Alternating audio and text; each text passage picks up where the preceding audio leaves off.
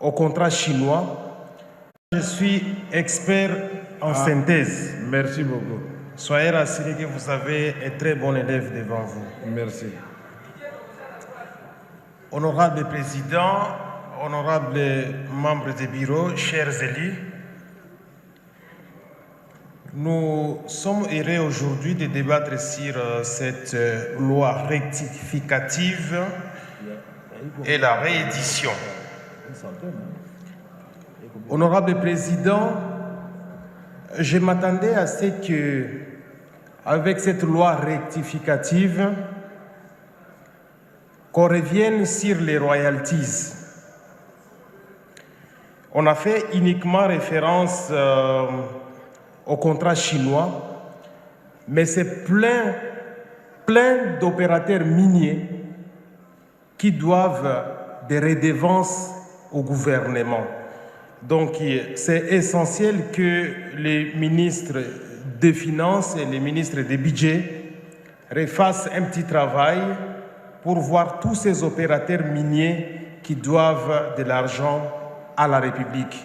Je vais donner un petit exemple de Kibali Gold qui paye chaque mois abusivement 2 500 000 $, et pourtant ça devrait être plus que ça. Difficilement d'ailleurs. Et quand vous prenez les 5 ans passés, si on prend 2023, franchement, nous avons beaucoup de recettes à pouvoir recueillir auprès de ces opérateurs miniers. Et il en est de même avec toutes ces sociétés qui opèrent en République démocratique du Congo.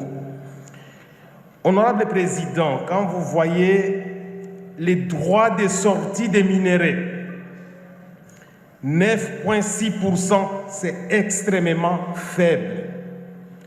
Autrement dit, il se passe des choses au sein des opérateurs miniers. Messieurs les ministres, je vous invite à revoir ce travail-là. Sûrement, vous avez eu peut-être les membres des cabinets qui n'ont pas bien fait ces calculs. Nous avons beaucoup d'argent.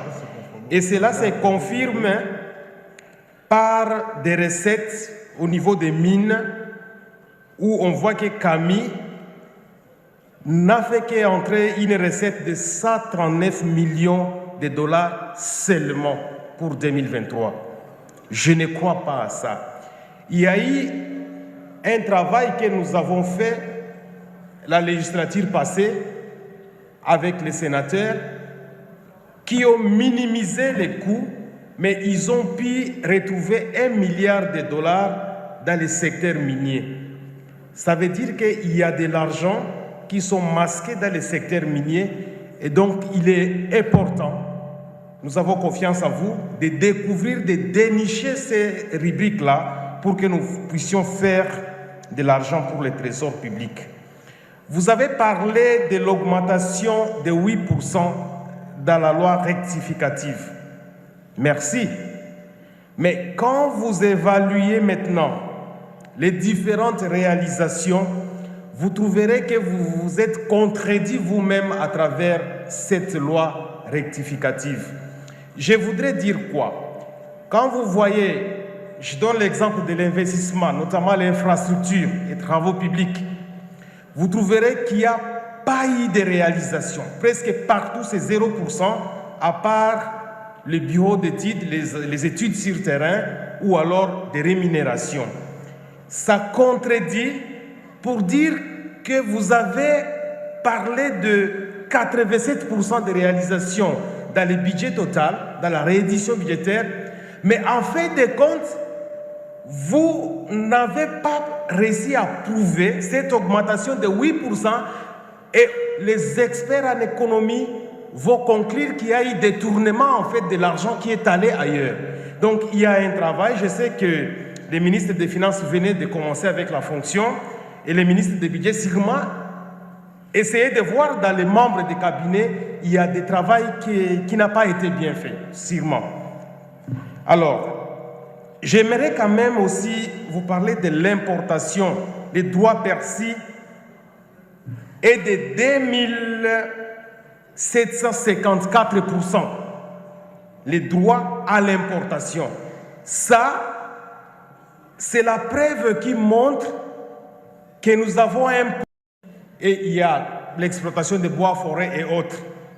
Effectivement, vous voyez que nous sommes en train de réduire la production locale, mais nous sommes en train de monter en importation et nous avons en termes maintenant des droits de 2754%.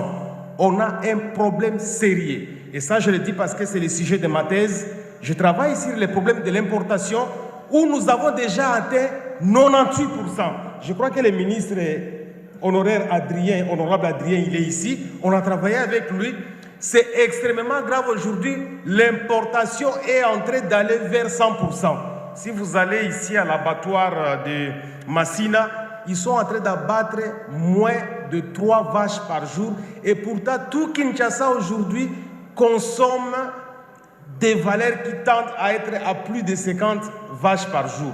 Donc on a un problème très sérieux sur le taux d'importation des produits. Faites vraiment un travail pour que cette fois-ci, nous puissions plus concentrer les efforts dans la production que d'aller vers l'importation. Nous avons confiance que vous allez faire ce bon travail-là. Je vais commencer donc par terminer parce que beaucoup de choses que j'allais dire, les amis ont déjà dit. Non, merci beaucoup. Vous avez déjà dit beaucoup de choses très bien, il ne faut pas les faire. Exactement, mais c'est de la matière technique, chers collègues. Il faut.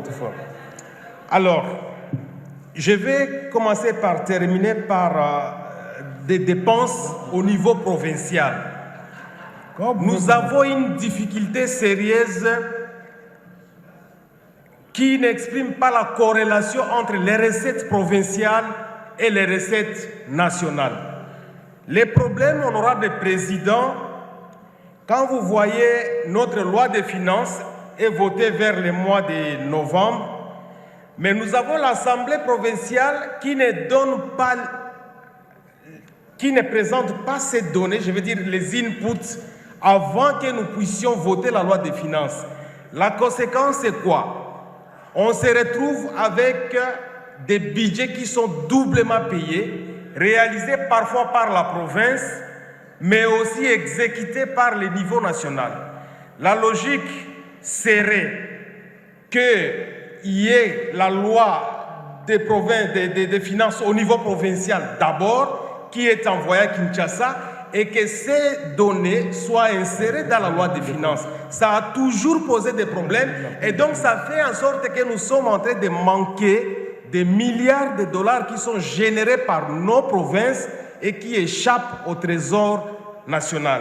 Et je vais vous donner l'exemple à travers les chiffres que vous avez réalisés en Ituri aujourd'hui, où vous avez envoyé 8 52 000 dollars en Ituri et près de 30 millions au Nord Kivu. Mais cet argent, quand vous allez voir dans les tableaux que vous nous avez présentés, cet argent sert de fonctionnement des provinces. Et pourtant, il y a les régies provinciales qui produisent aussi de l'argent. Alors, on se demande comment se passe cette situation comparative par rapport au budget produit au niveau de la province et aux recettes au niveau national. Et là, c'est parce que nous avons vraiment des difficultés où les rubriques sont utilisées en désordre. Il y a par exemple des libellés où vous trouverez que les FARDC, par exemple à Ituri, on dit il n'y a pas de libellés. On écrit seulement FARDC, ils ont utilisé 2 567 millions de dollars. Ils ont fait quoi avec cet argent? On ne le sait pas. On vous dit par exemple semences agricoles, produits agroalimentaires. Et on reprend les mêmes chiffres, 2 567 millions de dollars, 2 567 000 dollars. Donc, ce sont des chiffres, ce n'est pas les libellés. Donc, il y a un sérieux travail qu'on devrait faire au niveau pour que les choses soient bien faites. Merci. Je vais terminer par les conseils. Vous avez commencé par terminer. Je vais terminer par les conseils, honorable président. Ça fait 6 ans que je suis à l'Assemblée nationale et ce sont toujours les mêmes observations qui reviennent avec la réédition budgétaire. Honorable président, moi je suis de l'opposition. J'aurais voulu que nos collègues qui sont de l'Union sacrée, de la famille au pouvoir, puisse accepter que les contrôles soient rigoureux. Ce n'est pas parce qu'il faut contrôler les gouvernements que c'est exposer en fait les pouvoirs. Non.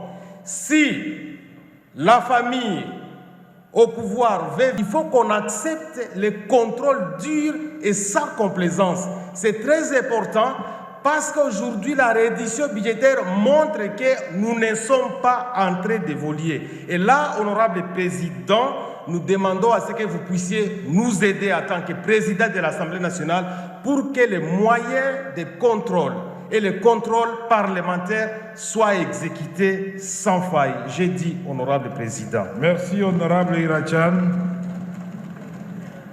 Monsieur le ministre des Finances, on vous a demandé de vous intéresser aussi aux royalties.